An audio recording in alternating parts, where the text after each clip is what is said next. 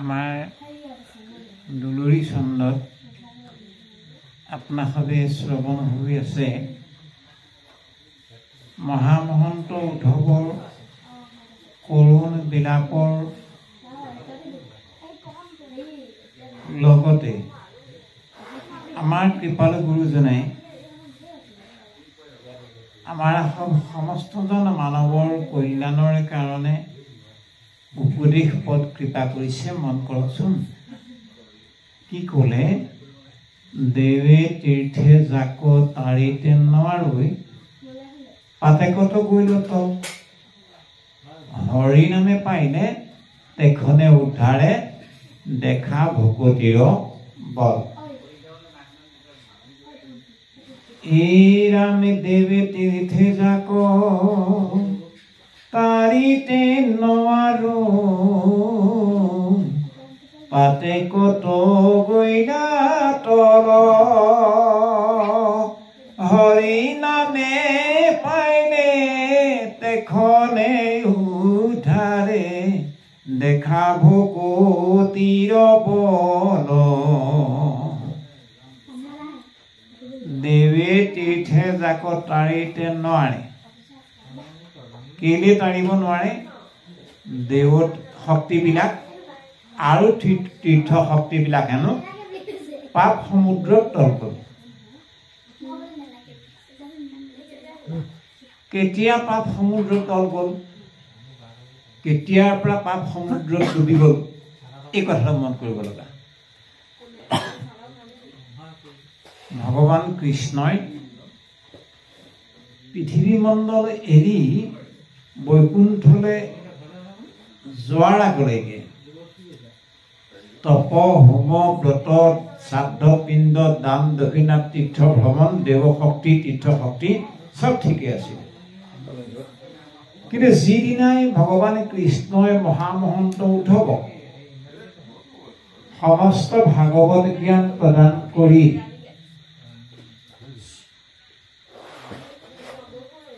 ভাগৱত ভক্তি মহামহন্ত উদ্ধৱক অৰ্পণ কৰি যি মুহূৰ্তত ভগৱান কৃষ্ণ বৈকুণ্ঠে গুচি গ'ল, যাওঁতে ভগৱান কৃষ্ণই কেইটামান ডাঙৰ কাম কৰি থৈ গুচি গ'ল। যোৱাৰ লগে লগে কি কৰি থৈ গ'ল? ৰামে তপ হোম ব্ৰত দান কলিত পলাইল, হৰিৰ নামত গয়া শৰণে পখিল। যেতিয়া ভগৱান কৃষ্ণই বৈকুণ্ঠলৈ গুচি গ'ল আৰু স্বাভাৱিকতে তপশক্তি পৃথিৱী মণ্ডলত থকা নিষ্ক্ৰিয় হৈ গ'ল, হোম শক্তি নিষ্প্ৰভ হৈ গ'ল, ব্ৰত শক্তি শক্তিহীন হৈ গ'ল, তপ হোম ব্ৰত দান কলিত পলাইল। কলি পাপ সমুদ্ৰত এই শক্তিবোৰ থাকিবলৈ থৰ নোহোৱা হৈ গ'ল, থাকিবলৈ ঠাই নোহোৱা হৈ গ'ল। কেলে নোহোৱা হ'ল? কৃষ্ণে এৰিলাত পৃথিৱী মণ্ডল, অধৰ্মে জুৰিয়া ৰহিল, শ্ৰীধৰ্ম ধীতি সত্য শৌচ নীতি কৃষ্ণৰ লগতে গৈল, স্বধৰ্ম আচাৰ সবাকো খেদায়া পাপে লৈল সামৰাজ, শূন্য ভৈল ভূমি একো নাথাকিল, এক হৰি নাম বাজ। কৃষ্ণে এৰিলাত, ভগৱান কৃষ্ণই যেতিয়া নেকি পৃথিৱী মণ্ডল এৰি দিলে, এৰিলা পৃথিৱী কৃষ্ণে ধৰ্ম জ্ঞানলৈ গৈনা বৈকুণ্ঠক ঐত গুণ নাম থৈ। পৃথিৱী মণ্ডলৰ কলিযুগৰ মানুহ অল্পমতি হ'ব, অল্পায়ু হ'ব, অল্প শক্তি হ'ব। এই অল্প শক্তিৰ মানুহে এতিয়া ধৰ্ম কৰিব নোৱাৰিব, বেদৰ জ্ঞান মাৰ্গ আচৰিব নোৱাৰিব। সেইকাৰণে ভগৱান কৃষ্ণই পৃথিৱী মণ্ডল এৰাৰ লগে লগে টোপোলা দুটা হাতত বান্ধি ল'লে। এটাটো হ'ল বেদৰ জ্ঞান মাৰ্গৰ টোপোলা আৰু আনটো হ'ল বেদৰ ধৰ্ম মাৰ্গৰ টোপোলা। এৰিলা পৃথিৱী কৃষ্ণে ধৰ্ম জ্ঞানক লৈ। এই দুটা টোপোলা লগত লৈ যাবলৈ প্ৰস্তুত হ'ল। পিছে কলিৰ নৰৰ কাৰণে থৈ গ'ল গৈলা বৈকুণ্ঠ। ঐত মানে ইয়াত আন এটা টোপোলা থৈ গ'ল গুণ নাম থৈ। কেলেই গুণ নামৰ টোপোলা থৈ গ'ল? পূৰ্বে যেন পাৱে গতি কৃষ্ণ দৰ্শনে, পাৱে আবে ততোধিক গলিত কীৰ্তনে। এই গুঞ্জহৰ টোপোলাটো যি নাম কীৰ্তনৰ টোপোলা, এই টোপোলাটোৰ শক্তি ইমান মহান। পূৰ্বে যেন পাৱে গতি কৃষ্ণ দৰ্শনে, সত্যত এটা দ্বাপৰ যুগলৈকে সাক্ষাৎ ভগৱন্তক দৰ্শন কৰি নৰে যি গতি লাভ কৰিব পাৰিছিল তেওঁ দৰ্শন কৰি। পিছে কলি যুগত তেওঁ নাই যদিও, তেওঁ আকাৰহীন যদিও কলি যুগত তেওঁৰ গুঞ্জহৰ প্ৰভাৱত ততোধিক গতি লাভ কৰিব পাৰে কলিৰ নৰে, অল্পমতি অল্পায়ু নৰে, কেৱল তেওঁৰ নাম কীৰ্তন কৰিয়ে। গতিকে এনেহেন পাপ সমুদ্ৰই কলিয়ে সাহস পাই গ'ল, কলিয়ে সুবিধা পাই গ'ল। যেতিয়া নেকি ধৰ্মৰ টোপোলা জ্ঞান মাৰ্গৰ টোপোলা ভগৱন্তই লৈ গ'ল, যি মুহূৰ্তত ভগৱন্ত বৈকুণ্ঠলৈ গ'ল, সেই মুহূৰ্ততে দেৱে তীৰ্থে কাম নোহোৱা হৈ গ'ল। আৰু পাপ সমুদ্ৰত কলি পাপে সমস্তকে ডুবাই পেলালে। দেৱে তীৰ্থে যাক তাৰিত নোৱাৰৈ, তাতে কত গইলা তল। পিছে হৰিনাম যদি কেনেবাকে লগ পালে, হৰিনামে পাইলে তক্ষণেই উদ্ধাৰে দেখা ভকতিৰ বল। এতিয়া হৰিনামক কি কলি পাপে পৰখিবকে নোৱাৰিলে নেকি? নাই, নোৱাৰিলে। হৰিনাম এনেকুৱা এক মহাশক্তি। ও হৰি কীৰ্তনৰ তাপ লাগি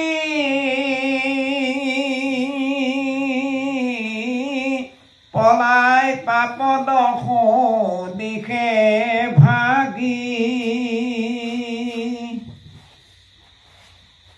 হৰি কীৰ্তনৰ য'ত ধ্বনি হ'ব সেই ঠাইলৈ পাপ যাবই নোৱাৰে। কলি পাপ দূৰতে পলাবলৈ বাধ্য হয়। পলাই পাপ দশ দিশে ভাগি, হেৰা পাইলে বুলি ভয়তে ধীৰি লৰৰে। ব্ৰহ্মাণ্ডৰ ভিতৰে নপাই ঠাই আউৰ ব্ৰহ্মাণ্ডক পলাই যায়, নামে খেৰিনেতো ব্ৰহ্মাণ্ড পৰি বাগৰে। গতিকে নাম এনেকুৱা মহাশক্তি, নামৰ ওচৰলৈ কলি পাপ কেৱল যাব নোৱাৰে। তাৰ বাহিৰে কলি পাপে দেৱশক্তি তীৰ্থশক্তি সমস্তকে পৰখিব পাৰিলে। সেইকাৰণে সিদ্ধান্ত দিছে দেৱে তীৰ্থে যাক তাৰিত নোৱাৰৈ, পাতে কত গইলে তল। হৰিনামৰ ওচৰলৈ পাপ যাব নোৱাৰে, কলি জাপ চাপিব নোৱাৰে। সেইকাৰণে হৰিনামে পাইলে তক্ষণে উদ্ধাৰে দেখা ভকতিৰ বল। ভকতি ইমান মহান তত্ত্ব। ভগৱন্ত বস্তু নামৰ মহামহিমা। এই সম্পৰ্কত গোস্বামী তুলসীদাস মহাৰাজে তেওঁ ৰামায়ণ গ্ৰন্থত নামৰ মহিমাৰ সম্পৰ্কে এই কথাটো এনেধৰণে লিখিছে।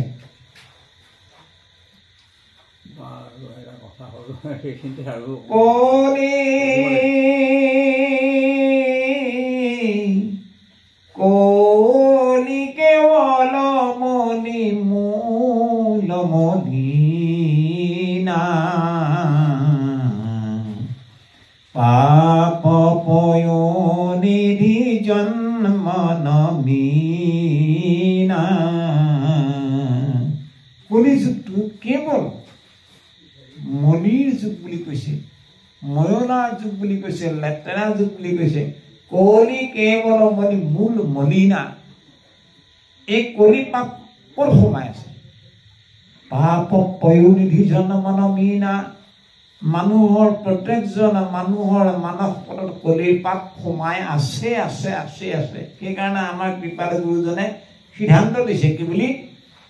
ও শৰীৰত আছে কলিকৃত যাতা দুখ প্ৰথমে কুচুক কৰা হৰি হৰি ঘোষ আমি কলি যুগৰ মানুহ আমি কলিৰ বাতাবৰণতে জীয়াই আছো আমাৰ খাওঁতে শুওঁতে উঠোতে বহোতে যাওঁতে সৰ্বতোক্ষণতে কলিৰ পৰিৱেশতে আমি সোমাই থকা মানুহ কাৰণে আমাৰ শৰীৰত কলিকৃত দোষ আছে পিছে কলিকৃত দোষ দূৰ কৰাৰ উপায়টো কি তপ কৰিব লাগিব নেকি নহয় বোলে নোৱাৰিব ধ্যান কৰিব লাগিব নেকি নহয় যাগ যজ্ঞ পাতিব লাগিব নেকি কলি পাপৰ পৰা পৰিত্ৰাণ পাব কাৰণে নোৱাৰিব বোলে দান দক্ষিণা শ্ৰাদ্ধ পিণ্ড তীৰ্থ ভ্ৰমণ নাই ক'তো গ'লেও কলি পাপৰ পৰা মানে অব্যাহতি ল'ব নোৱাৰিব এটাই উপায় আছে নাম প্ৰথমে কুচুক কৰা হৰি হৰি ঘোষ গোস্বামী তুলসীদাস মহাৰাজে ক'লে যে কলি কেৱল মনি মূল মলিনা পাপ অপয়নি বিজন মনময়ীনা মানুহৰ জনমানসত কলি পাপ সোমাই ঠাহ খাই আছে গতিকে গুচোৱাৰ কলি পাপ আঁতৰ কৰাৰ উপায়টো কি নাম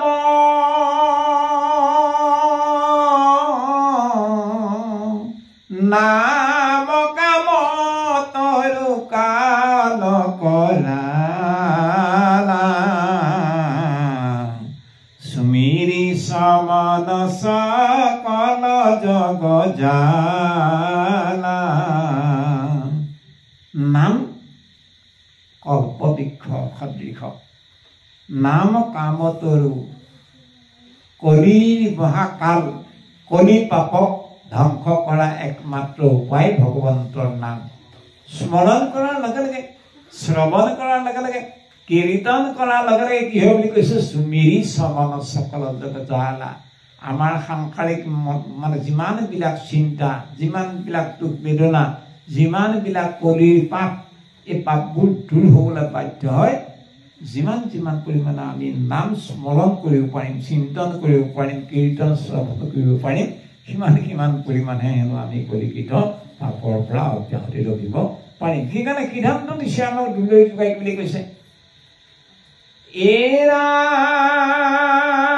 ভকতিৰ দেখি আশ্চৰ্য মহিমা ভকতিৰ দেখি আশ্চৰ্য মহিমা মানে ভগৱন্তৰ নাম ভকতি মানে নাম ভকতিৰ দেখি আশ্চৰ্য মহিমা ভৈদন্ত কৃষ্ণ বিস্ময় ভগৱান কৃষ্ণয়ো আচৰিত হৈ গৈছে বাহ যিটো কাম মই কৰিব নোৱাৰিলো সেই কামটো মোৰ নামে কৰাই দিব পাৰে নাম ইমান মহান নাম কিমান মহান মহামহন্ত উদ্ধৱক ক'লে সখা মোতকৈ ডাঙৰ বস্তু এটা আছে নে বোলে কি বা সখা তোমাতকৈ ডাঙৰ বোলে মোতকৈ ডাঙৰ কিনো তোমাতকৈ ডাঙৰ বোলে মোৰ নাম আকৌ আগে ভৈলা নাম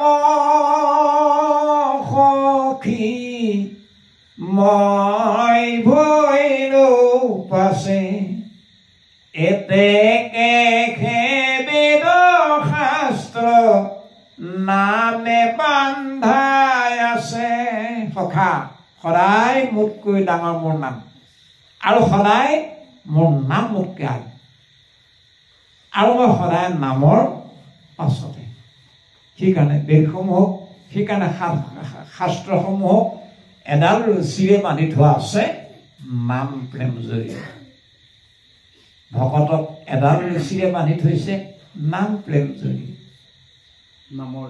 নামৰ জৰিয়তে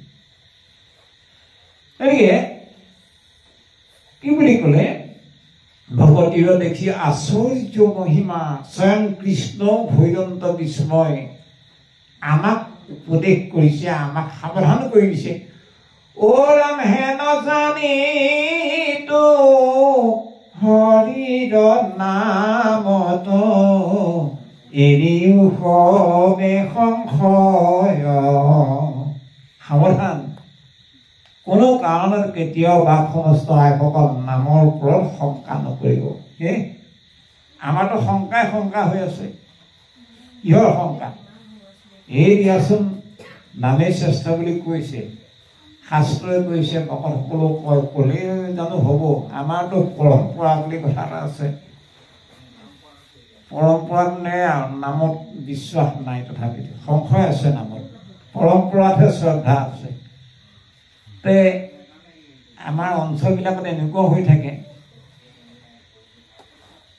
আগৰ দিনত গৰুহাল কিনি অনাটো বৰ ডাঙৰ কথা নহয় আৰু। এজন কৃষকে গৰুহাল কিনি আনিলে। আগত গৰুহাল কিনি অনা মানে ডাঙৰ এটা সম্পত্তি কিনি অনা। গতিকে গৰুহাল আনিলে আৰু কৃষক মানে এজন বাপে আহি আছে আৰু ৰাস্তাত এজনে সুধিলে, এহাল ক'ৰ পৰা আনিলে? বোলে এনে ক'লে আৰু অমুকৰ পৰা আনিলো। কিমান ল'লে হয়? দামটো কথা ক'লে আৰু মানুহজনে, বোলে ইমানকেইটা ল'লে। কেনেকুৱা দেখিছে বাৰু? ঠিকেই আছে বাৰু, তথাপিতো গৰুহাল চাই অকণমান বেছি হ'ল নেকি? এতিয়া কিনি অনা মানুহজনৰ কথাটো শুনি অকণমান মনটো সেনেকা মাৰিলে, কি হ'ব সঁচাকৈ মই বেছিকৈ পইচা ভৰিলোঁ নেকি? নাই যি হ'ব হ'ব, আনিলোঁ যদি আনিলোঁ আৰু। আহি আছে আৰু এজন মানুহে ৰাস্তাত আকৌ সুধিলে, কিমান পৰিলে? এতিয়া দামটো কথা ক'লে বোলে ইমানকেইটা। কেনেকুৱা দেখিছে বাৰু? গৰুহাল চাই অকণমান দামটো বেছি হ'ল। সেইখিনিত আৰু অকণমান মনটো বেয়া লাগিল নহয়।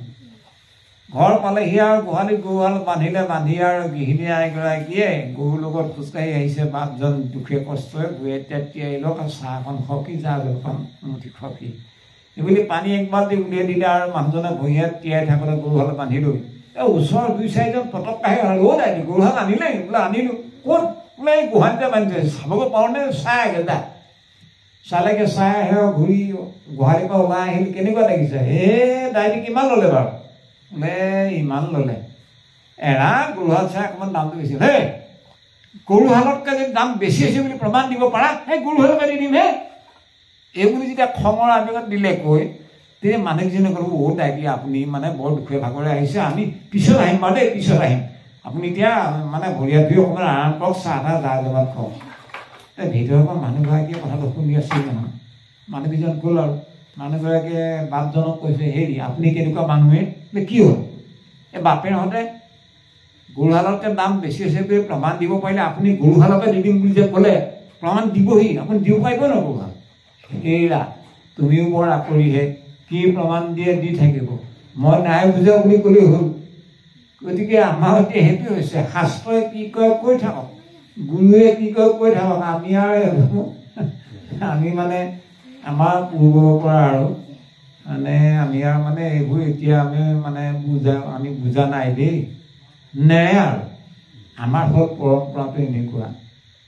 গতিকে ভগৱন্তই কৈছে, আমাৰ গুৰুজনে কৈছে উপদেশত যে ভকতিৰ দেখি আশ্চৰ্য মহিমা ভৈলন্ত কৃষ্ণ বিস্ময় হেন জানি ইটো হৰিৰ নামত এৰিও হবে সংশয়। নামত কেতিয়াও আমি হেনো শংকা ৰাখিব নাপায়, সংশয় কৰিব নাপায়। যদি সংশয় স্বভাৱটো আমি মনৰ পৰা এৰিব নোৱাৰোঁ, তেতিয়া আমাৰ পাৰিবাৰিক গৃহস্থী জীৱনতো অশান্তি, ইহকালতো অশান্তি, পৰকালতো অশান্তি। ইহকাল পৰকাল ক'তো আমাৰ সুখ নহ'ব যদি আমি মনৰ পৰা সংশয় স্বভাৱটো এৰিব নোৱাৰোঁ। সেইকাৰণে এই কথাটো এনেধৰণৰ আছে,